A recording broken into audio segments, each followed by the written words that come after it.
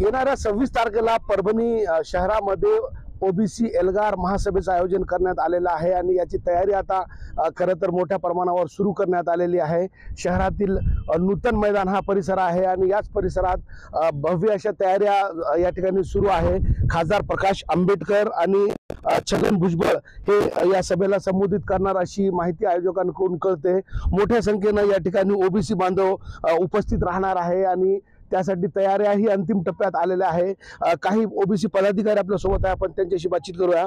भाई, काय सांगाल, 26 तारखेला सभा आहे, कशा प्रकारे तयारी सुरू आहे? अतिशय मोठ्या प्रमाणात या ठिकाणी सभेची तयारी झालेली असून अंतिम टप्प्यात आमची तयारी झालेली आहे। श्रद्धेय बाळासाहेब आंबेडकरजी ज्यांनी 8 दिवसापूर्वी असं डिक्लेअर केलं की ओबीसी आणि वंचित एकत्र करून ओबीसीचं नेतृत्व माननीय छगन भुजबळ साहेब जे की मागच्या 8 दिवसापासून करतायत आणि श्रद्धेय बाळासाहेब आंबेडकर हे दोघं मिळून राज्यात आणि देशात ओबीसीचं नेतृत्व करतील अशी परिस्थिती तयार झालेली आहे आणि त्याची मृत्यूवेळ दिनांक 26ला या ठिकाणाहून ते जाहीर करतील। मोठ्या प्रमाणावर तयाऱ्या सुरू आहेत या ठिकाणी। साधारण किती लोक अपेक्षित आहे येणं आणि प्रकाश आंबेडकर आणि छगन भुजबळ येणार असं सांगतायत? नेमकं कोण कोण पाहून येणार आहे आणि कशी किती लोकसंख्या येणार आहे या मोर्चाला?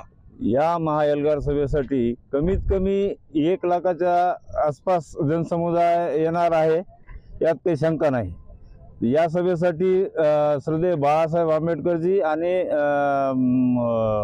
छगनरावजी भुजबळ साहेब मंत्री अन्न व नागरी पुरवठा येणार आहेत आणि त्यासोबतच इतर प्रमुख वक्ते प्रकाश अण्णा शेंडगे, किसन जाधव, प्राध्यापक टी.पी. मुंडे असे इतर मान्यवर येणार आहेत। 24 तारखेपासून जरांगे पाटलांनी रस्ता रोको करा असं विधान केलंय काल आणि त्यासाठी तयारी सुरू आहे। संघर्ष निर्माण होणार नाही का असं येणाऱ्या दिवसात वाटतं ओबीसी विरुद्ध मराठा? आम्ही ऍक्च्युअली हे आम्हाला बातमी कळाली, पण आम्ही एसपी साहेबांची भेट घेणार आहोत कारण आमचा हा महाएल्गार मेळावा पूर्वनियोजित आहे। त्यांनी काल डिक्लेअर केलं की आमचा रस्ता रोको वगैरे आहे म्हणून, आम्ही एसपी साहेबांशी बोलून हा प्रश्न सॉल्व्ह करू।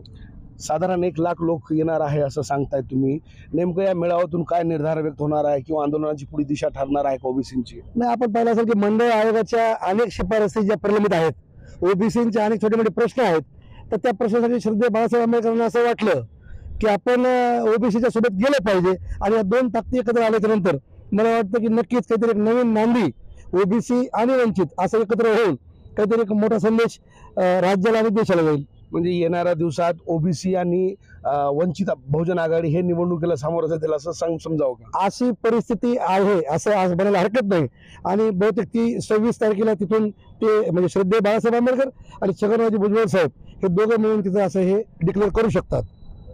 बरं, हे सांगा, सरकारनं 10% आरक्षण दिलंय मराठा समाजाला, मात्र मराठा समाज समाधानी नाही। ओबीसीतून मागणी होते त्यांच्याकडून की ओबीसीला आरक्षण द्या, याकडे कसं पाहतो? आता आमचे श्रद्धेय बाळासाहेब आंबेडकर त्याच्यावरती ठोस भूमिका 26 तारखेला सांगणारच आहेत। मी सांगण्यापेक्षा ते डिक्लेअर करणार, ते जनतेनं ऐकण्यासाठी जास्तीत जास्त संख्येने उपस्थित राहू। तर एकूणच 26 तारखेला या ठिकाणी मोठ्या प्रमाणावर सभा आयोजित या ठिकाणी करण्यात आलेली आहे आणि याची तयारी खरं तर युद्धस्तरावर सुरू आहे। 26 तारखेला होणाऱ्या या सभेकडे संपूर्ण राज्याचं लक्ष लागून राहणार आहे, कारण 24 तारखेला जरांगे पाटील यांनी रस्ता रोको करण्याचं आवाहन मराठा समाजाला केलं आणि त्यानंतर या ठिकाणी सभेचं आयोजन करण्यात आलेलं आहे। त्यामुळं या सभेकडे संपूर्ण राज्याचं या ठिकाणी लक्ष लागून राहिले आहे आणि या सभेमध्ये प्रकाश आंबेडकर आणि छगन भुजबळ काय विधान करतात हेच पाहणं आता औत्सुक्याचं राहणार आहे। कॅमेरा पर्सन सय्यद खिजरसह नजीर खान, TV9 मराठी, परभणी।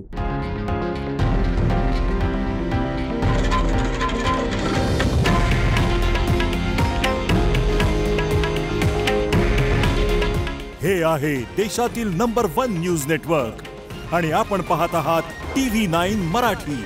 काळजी तुमची, हित महाराष्ट्राचं।